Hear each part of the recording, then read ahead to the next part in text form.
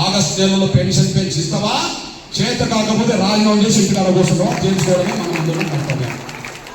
ఇవ్వడమో రాజీనామా చేయడమో. పెన్షన్ ఇస్తామని చెప్పి నువ్వు ఇవ్వడమో అన్న జరగాలి, లేకపోతే నువ్వు తప్పుకొని చేత కాకపోతే ఇంటికాడన్నా కూర్చోవాలి. వచ్చే ముఖ్యమంత్రి ఎవరైనా సరే వాళ్ళకి అర్థమవుతుంది, ఈ పెన్షన్ పెంచకపోవడం వల్లనే మావాడు కుర్చీ కాల్ చేయాల్సి వచ్చింది కాబట్టి నేనే పెన్షన్ ఇస్తామంటే వచ్చేటోళ్ళని రావడానికి అవకాశం ఉందనేసి కూడా మర్చిపోద్దని సరే కోరుకుంటూ, మీరు వస్తారని ఆశిస్తూ ఇక్కడి నుంచి బయలుదేరే ముందు ఒక విజ్ఞప్తి చేస్తున్నాను. నేను మీరు పెన్షన్ కోసం వచ్చేటప్పుడు మీ సొంత ఖర్చులతో రండి హైదరాబాద్. ఎందుకు నేను ఈ మాట అంటున్నంటే, రాజకీయ పార్టీలు మీటింగ్ పెడతాయి, ముఖ్యంగా అధికార ప్రతిపక్ష పార్టీలు మీటింగులు పెడతారు.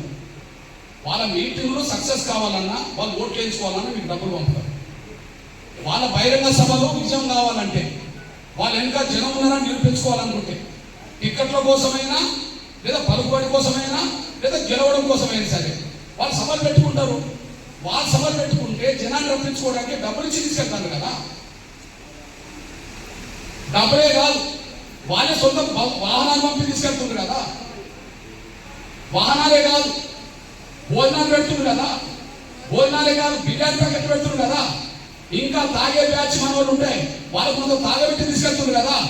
ఎందుకు అవన్నీ చేస్తారు? వాళ్ళ కోసం పెట్టిన మీటింగులు కాబట్టి వాళ్ళు అన్ని చేస్తారు. కానీ రేపు హైదరాబాద్ మీటింగ్ మన కోసం పెట్టుకున్నాం కాబట్టి మనమే రండి.